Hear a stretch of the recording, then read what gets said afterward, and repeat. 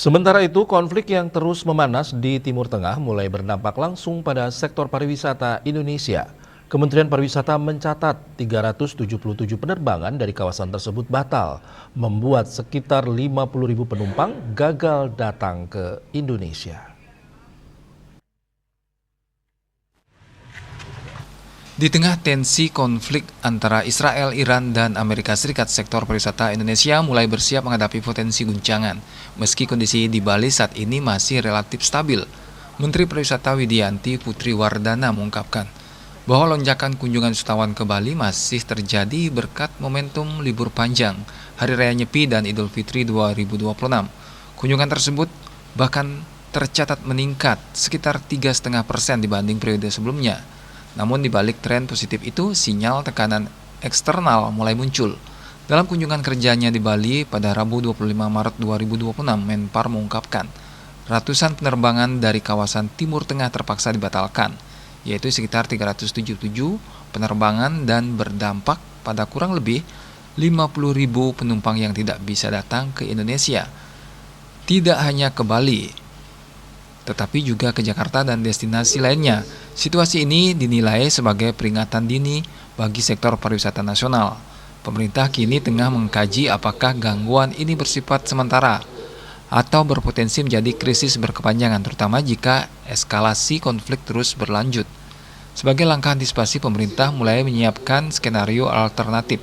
Di sisi lain, strategi pariwisata juga diarahkan untuk mengurangi ketergantungan pada pasar Timur Tengah. Pemerintah akan memperkuat konektivitas dengan negara-negara terdekat sekaligus membuka lebih banyak rute langsung ke pasar Eropa. Tak hanya itu, promosi lintas batas dan penguatan event internasional juga disiapkan sebagai plan B untuk menjaga arus kunjungan tetap stabil. Sementara itu, Ketua PRI Bali, Profesor Dr. Insinyur Cokorda Oko Arda Ardana Sukawati Cok Aceh, tensi konflik antara Israel, Iran, dan Amerika Serikat tidak hanya dirasakan di Bali dan Indonesia, namun juga di berbagai negara tetangga termasuk Thailand dan berimbas terhadap sektor pariwisata. Menurut Cok Aceh, pada musim libur panjang tahun ini diprediksi mengalami penurunan hingga 20% kedatangan khususnya untuk Middle East. Melihat penurunan daripada kedatangan yang baru sekitar 20% sudah pasti betul, terutama yang hubnya di Middle East. Ya, kita masih mohon dan Bu Menteri juga masih menyampaikan kalau misalnya nanti rutenya nanti tidak lagi di Middle East, mungkin kita pakai Tangerang atau tempat-tempat yang sebelumnya, Singapura dan lain sebagainya. Memang konsekuensinya pasti rutenya akan lebih jauh dan menimbulkan biaya yang lebih tinggi bagi penerbangan. Ya, oleh sebab itu kami pikir ada hal kewenangan yang bisa pemerintah Indonesia dalam hal ini bisa ikut membantu. Saya kira ini bisa dibantu situasi sekarang ini biar tidak kondisi pariwisata kita terpuruk.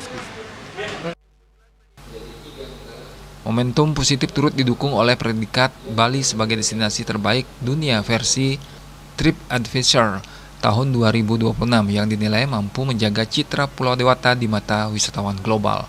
Serta yang terpenting adalah memastikan Bali dan Indonesia tetap dipersepsikan aman dan menarik. Meskipun ada gejolak global, dengan berbagai langkah tersebut pemerintah berharap sektor pariwisata tetap resilient menghadapi dinamika global yang tak menentu.